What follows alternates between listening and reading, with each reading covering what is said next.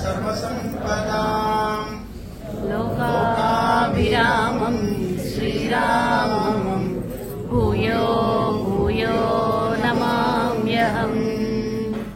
श्रीरङ्गसिंहगिरिदेशिकपादसेवा प्राप्ताखिल द्रविडवेदरहस्यजातम् श्रीगौतमान्वयजमाश्रितभागधेयम् गोपालदेशिकमहं शरणं प्रपद्ये। ప్రియ భగవద్బంధువులారా, ఈవేళ శ్రీరంగనాథుడి యొక్క దర్శనంతో చాలా సంతోషంగా మనం ఈ గుంటూరు వారి సత్రాన్ని, అంటే దీనికి రంగనాథ రంగధామం అనేటువంటి పేరుతో ఉన్నటువంటి దీని యొక్క ప్రవేశం చేయడం జరిగింది. అయితే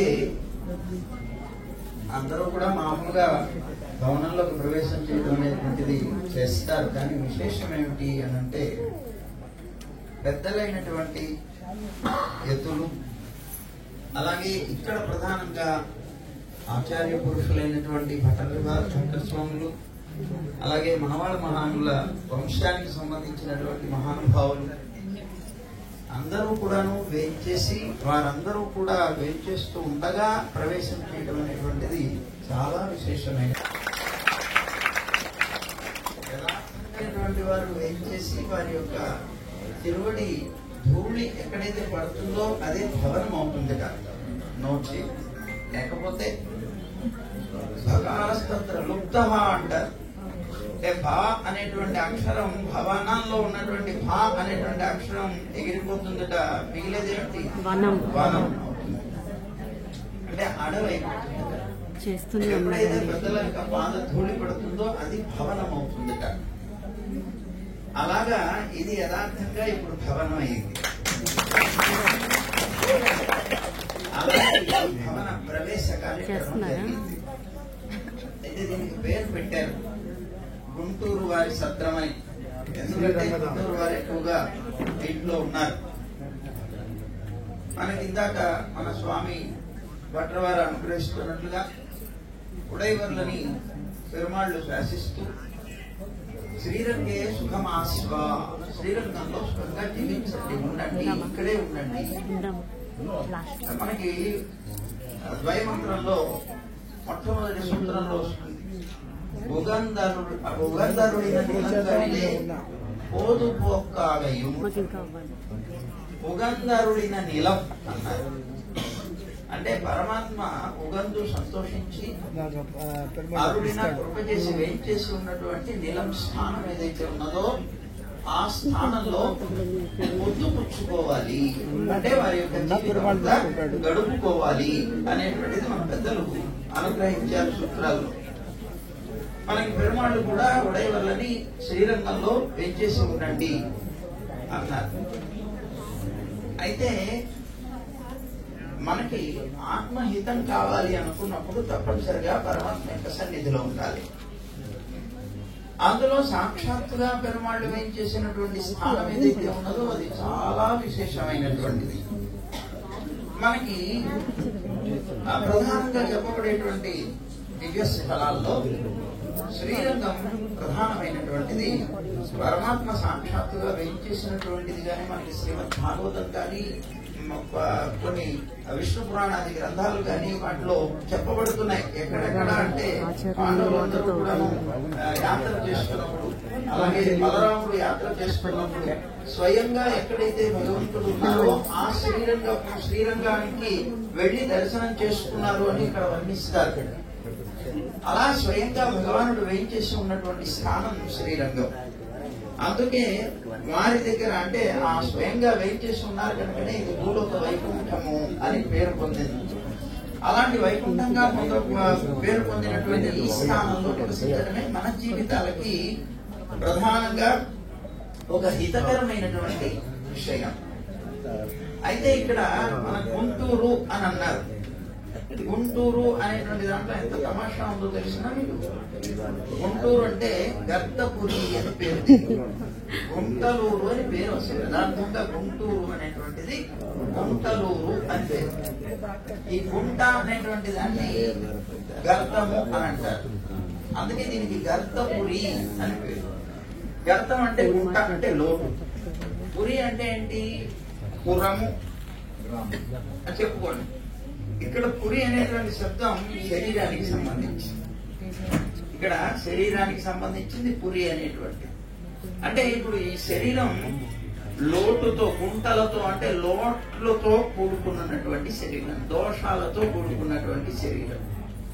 నేనంతా పెద్ద గుంట. మనకి తిరుప్పావైలో మన అమ్మ అనుగ్రహిస్తుంది, స్వామి మేమందరం కూడా ఒక పెద్ద లోయ, నువ్వు ఒక పెద్ద పర్వతాన్ని. ఈ పర్వతం ఈ లోయలో కనుక చేరింది అంటే ఇది నిండుతుంది, పూర్తి అవుతుంది. అలాగే మనకి లోటుతో కూడుకున్నటువంటి ఈ శరీరం, పురి శరీరం ఏదైతే ఉన్నదో ఇది పరిపూర్ణం కావాలి అంటే శ్రీరంగంలోనే మనం నివసించాలి. అప్పుడే ఈ గర్తపురి అనేటువంటిది ఏదైతే ఉన్నదో ఈ గర్తాలన్నీ కూడా పోయి నిండుగా తయారవుతుంది. అందుకోసం గుంటూరు వారు బహుశా ఈ గర్తపురిని ఎట్లాగైనా సరే సమానం చేసుకోవాలి, ఈ గర్తాలన్నీ పోగొట్టుకోవాలనుకున్నారో ఏమో. మన శ్రీనివాసుని పెట్టుకొని శ్రీనివాసు ద్వారా ఇదిగో ఇక్కడ నిర్మాణం తయారు చేయించి ఇక్కడ నివసించేటువంటి ఒక అవకాశాన్ని కలిగించుకున్నారు. అయితే జీవితకాలం ఇక్కడ నివసిస్తే అంటే చివరి సమయంలో కానివ్వండి, ఇక్కడ కనుక శ్రీరంగంలో జగతామిహాంగం, ఇందాక శంకరాచార్యులు వారు చెప్పారన్నారే, ఇక్కడ కనుక శరీరాన్ని త్యజిస్తే మళ్ళీ పునర్నచాంగం, వాళ్ళకి మళ్ళీ తిరిగి అంగం అనేటువంటిది రాదు. అంటే వాళ్ళకి మళ్ళీ జన్మ అనేటువంటిది ఉండదు అని చెప్తారు. అంటే ఇక్కడ అలాంటి అద్భుతమైనటువంటి స్థానం. ఇలాంటి స్థానంలో ఉబంధరుడైన నీలమంజరుడైనటువంటి పరమాత్మకి ఇష్టమైనటువంటి, చాలా ఇష్టంగా, యథార్థంగా చెప్పాలి అంటే మిగిలినటువంటి స్థానాలేమో కానీ ఇక్కడ స్వయంగా ఆ విభీషణుడు తీసుకుని వెళ్లేటప్పుడు స్వయంగా తమంతట తాను సంకల్పించుకొని వేయించేస్తున్నటువంటి స్థానం ఇది. అలాంటి అద్భుతమైనటువంటి ఉభయ కావేరి మధ్యలో ఉన్నటువంటి ఈ శ్రీరంగంలో మనకి ఒక చిన్న స్థలం ఉన్నా చాలు అనుకునేటువంటి వాళ్ళు ఎంతమందో ఉన్నారు. అలాంటిది ఈవేళ ఇలాంటి చక్కనైనటువంటి రీతిలో సాధించినటువంటి వాడు శ్రీనివాస్ అంటున్నారు. కానీ మేము మాత్రం వామనుడు అంటున్నాం. వామనుడు అప్పుడు ఆ శ్రీనివాసు చూడటానికి చాలా పొట్టిగా ఉంటాడు, వామనాథుడు ఆకృతిలో ఉంటాడు. కానీ త్రివిక్రముడిలాగా ఇక్కడ చక్కనైనటువంటి భవనాన్ని ఏర్పాటు చేసి అది చూడండి, 60 మంది ఇక్కడ రూములు కట్టుకోవడానికి ధనాన్ని వెచ్చించారంటే వాళ్ళ జీవితంలో వాళ్ళు సంపాదించినటువంటి ధనంలో పవిత్రమైనటువంటి ధనం ఈ 5 లక్షలే.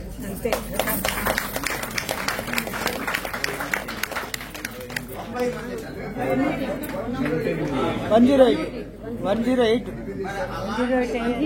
మంది రీతిలో ఇక్కడ ధనాన్ని వెచ్చించి అందరూ కూడా నిర్మాణాలు తెప్పించి అందరికీ అవకాశాన్ని కల్పిస్తుంది.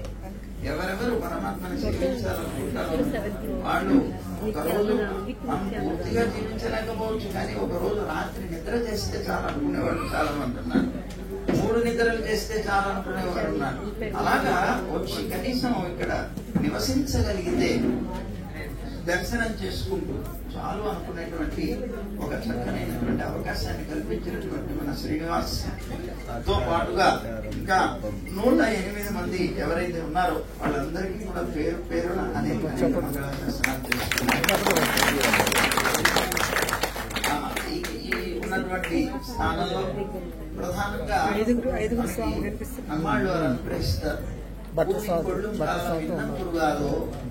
ఏమయ్యా పిలుచుకొని స్వీకరించేటువంటి కాలం ఇంకా సమీపించలేదా అని అడుగుతారు. అంటే ఇక్కడ ప్రతివారు అనుకోగలిగినటువంటి మాటే. ఎందుకంటే రంగనాథుడు పిలిస్తే తప్ప ఎవరు రాలేరట. వారు సంకల్పించాలట, మీరు రండి, రావయ్యా నువ్వు దర్శనానికి అంటేనే రాగలుగుతా అంట తప్ప లేకపోతే మనం దర్శనానికి రాలేము. అందుకని మన అందరం కూడాను ఎప్పుడు రంగనాథుడి దర్శనం ఎప్పుడవుతుందా ఎప్పుడవుతుందా ఎప్పుడవుతుందా అని అనుకునేటువంటి వాళ్ళందరూ కూడా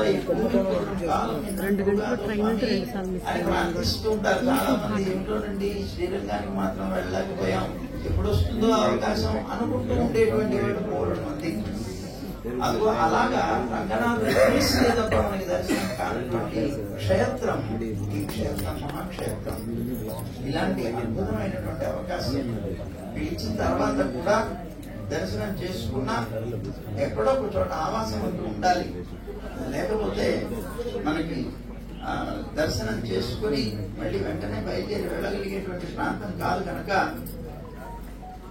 రాత్రులు పగలు ఎట్లాగైనా సరే ప్రయాణాలు చేసి వెళ్ళడానికి వీలు లేకుండా ఉండేటువంటి సమయాల్లో కూడా ఉండడానికి వీలుగా చక్కనైనటువంటి రీతిని కల్పించారు.